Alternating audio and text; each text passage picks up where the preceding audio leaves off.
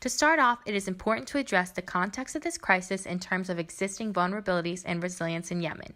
The Republic of Yemen is located on the southwestern end of the Arabian Peninsula. It borders the Arabian Sea, Oman, and Saudi Arabia. Geographically, it is susceptible to a number of natural hazards, especially drought. Yemen is one of the most water-scarce countries in the world. Their renewable water resource comes in at just 125 cubic meters per capita per year. In terms of religion, 99.1% of the country is Muslim. Historically, institutions have been extremely weak, leaving tribal law the major ordinance. This decentralized system has led to conflicts over territory, taxes, and other issues. Economically, Yemen is a low-income country with a vulnerable system that relies heavily on oil resources for income.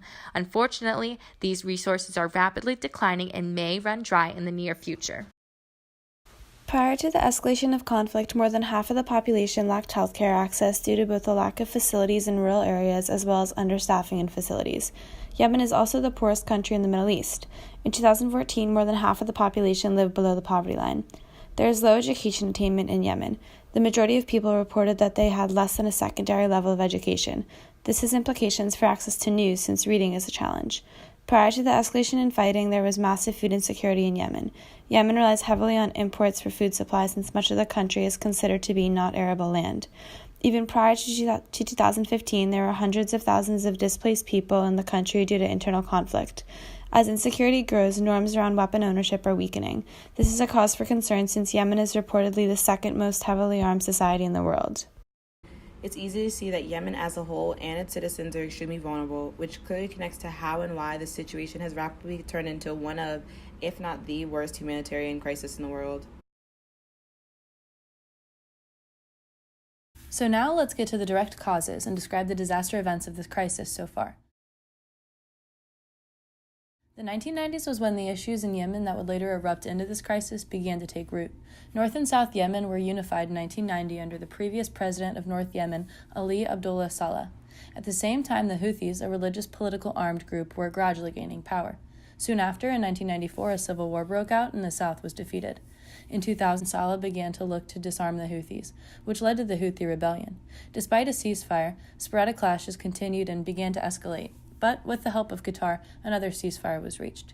Not even a year later, however, the fighting broke out once again, and the Yemeni military launched Operation Scorched Earth to squash the Houthi rebellion. Then in 2011, Arab Spring reached Yemen. Saleh was called to step down from his 33-year rule, and his deputy, Hadi, assumed power. And in February 2015, the Houthis took control of the government and ousted President Hadi. That same month, Operation Decisive Storm was launched by a Saudi-led coalition. Operation Restoring Hope failed to restore hope as airstrikes continued and the Houthis gained ground. A so-called humanitarian ceasefire and even UN-sponsored talks had little effect. The fighting continues, and control of various ports and governorates changes hands between the Houthis and the Yemen government.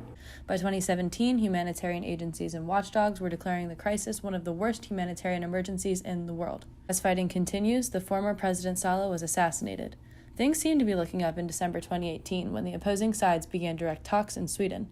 A ceasefire went into effect in the crucial port of Hodeida, but the Saudi-led coalition continued to block it.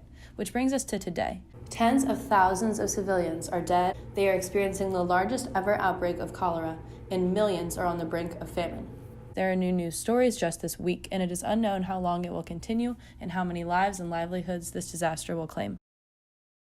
The Yemen conflict has created disastrous consequences for Yemenites, the infrastructure, and the environment of Yemen. The environmental effects and the damaged infrastructure have both greatly contributed to the Yemenite struggle to survive and the increasing death rates. Of the 29.2 million people living in Yemen, 14 million severely need food and 8.4 million are at risk of famine. In the past, Yemen typically imported almost all of its food, but the crisis has led to blocked imports and thus limited food and nutrients. In addition, markets and roads where supplies are usually held and distributed have been destroyed. The destruction of hospitals in over half of the healthcare facilities has hindered access to basic medical care and necessities. Evidence of this can be seen in the 22.2 million people who need humanitarian assistance and the mass amounts of malnourished people. Other infrastructure that has been impaired include power grids, communication towers, water pumps, and sanitation facilities. Without access to clean water, cholera outbreaks have multiplied.